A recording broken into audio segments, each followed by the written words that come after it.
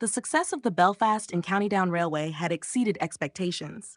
The opening of the Belfast to Comber line in 1850 had proven that steam railways could transform the county. Passengers embraced the new way of traveling.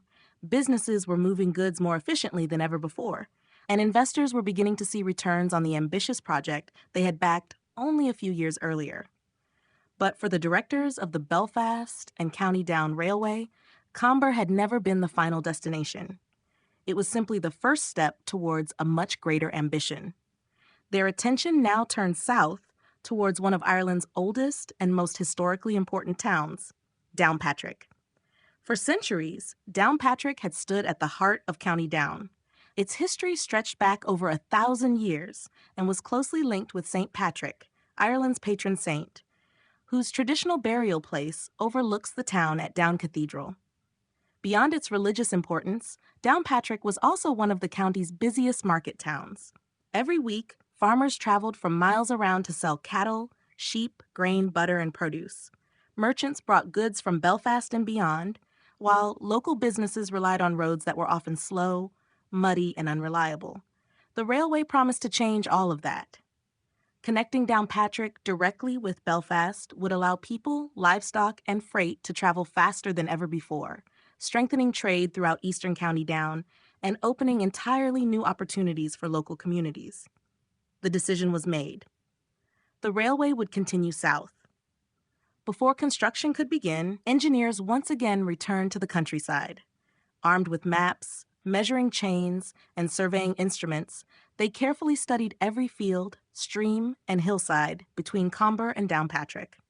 Unlike modern railways, Victorian engineers could not rely on powerful diesel locomotives capable of climbing steep gradients.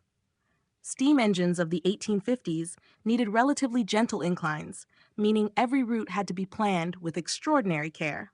The shortest route was not always the best route.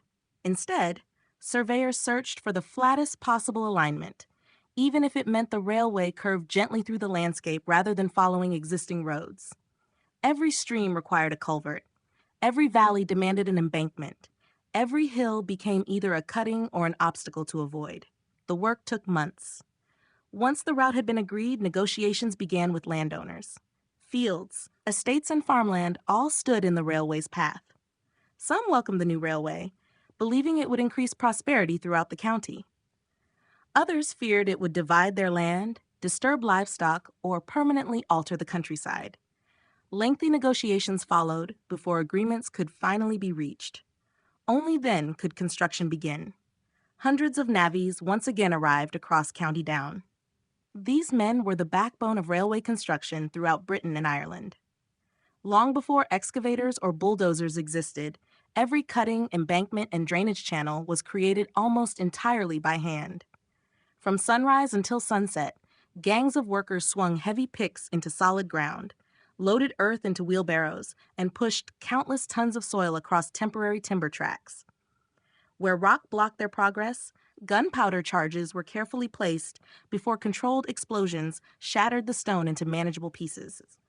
Horse-drawn carts removed spoil while skilled masons followed behind, building bridges, retaining walls, and culverts from locally quarried stone. Many of these remarkable structures still survive today, standing as lasting reminders of Victorian engineering. As earthworks progressed, another team moved in behind. Timber sleepers were carefully laid across the prepared ground before heavy iron rails were lifted into place. Each rail had to sit perfectly level. Engineers constantly measured alignment using strings, gauges, and surveying equipment, knowing that even small errors could affect the safety of every train that would one day pass over them. The railway slowly crept southward. With every mile completed, anticipation grew in the surrounding communities. For many people, the construction of the railway was unlike anything they had ever witnessed. Children gathered after school to watch the navvies at work. Farmers paused beside hedgerows to observe the growing embankments. Newspapers regularly reported on progress, recognizing that every completed section represented another step towards a new era for County Down. As construction continued, stations began to emerge from the countryside. The first was Ballygowan. More than simply a stopping place for passengers, it became an important center for agriculture, allowing livestock and farm produce to be loaded directly onto railway wagons destined for Belfast. Further south came Saintfield.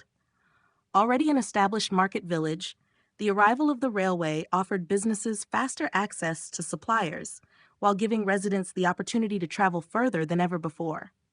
Then came Crossgar. Like the stations before it, Crossgar would become an essential link between rural communities and the rapidly expanding city of Belfast.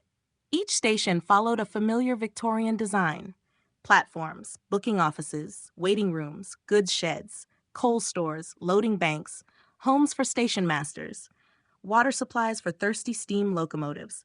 These were not simply railway stations. They quickly became the beating hearts of their communities. The railway itself was only one part of the story. Alongside the tracks came the telegraph. Wooden poles carrying newly installed telegraph wires followed the railway across the countryside.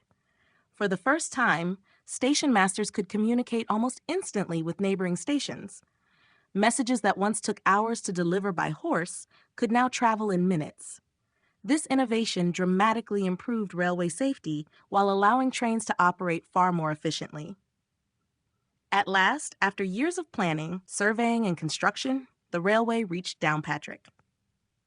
The arrival of the first train marked one of the most significant moments in the history of County Down. Crowds gathered along platforms decorated with flags and bunting. Local dignitaries welcomed railway officials. Bands played. Children climbed onto walls and fences for a better view. Then, in the distance, came a sound many had never heard before: the unmistakable whistle of a steam locomotive. Moments later, the engine appeared around the curve, smoke pouring from its chimney as it rolled proudly into Downpatrick Station.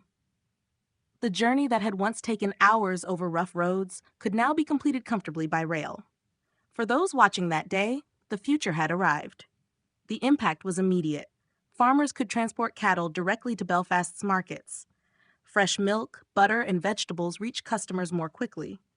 Coal arrived in greater quantities. Merchants expanded their businesses. Families found travel easier than ever before. The railway wasn't simply carrying passengers. It was carrying opportunity. Downpatrick's importance within the railway network continued to grow. Goods yards bustled with activity. Livestock wagons stood beside loading banks. Coal merchants received regular deliveries. Passenger platforms became busy throughout the day as trains arrived from Belfast carrying visitors, workers, and traders. The railway had woven itself into everyday life. Perhaps most importantly, confidence within the Belfast and County Down Railway Company had never been higher. The directors had successfully delivered another ambitious extension. Passenger numbers continued to increase. Freight traffic was expanding year after year. Investors saw the railway proving its worth. Yet even as celebrations marked the arrival of the railway in Downpatrick, plans were already taking shape for the next stage of expansion. Southeast of Downpatrick lay one of County Down's oldest fishing ports.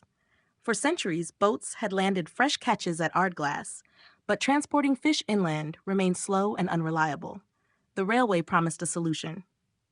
Meanwhile, another destination was beginning to attract increasing attention. Nestled beneath the magnificent Mourne Mountains was the growing seaside town of Newcastle.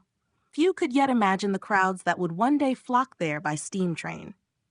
But the railway's directors could already see the potential. The Belfast and County Down Railway had reached Downpatrick. Its greatest challenge had been overcome, but its greatest achievements still lay ahead. In the next episode, we leave the main line behind and follow the railway as it branches towards one of Ireland's oldest fishing harbors, uncovering the fascinating story of the Ardglass branch and how a single railway line helped transform a coastal community forever. Thanks for watching, and I'll see you in the next chapter of The Lost Railways of County Down.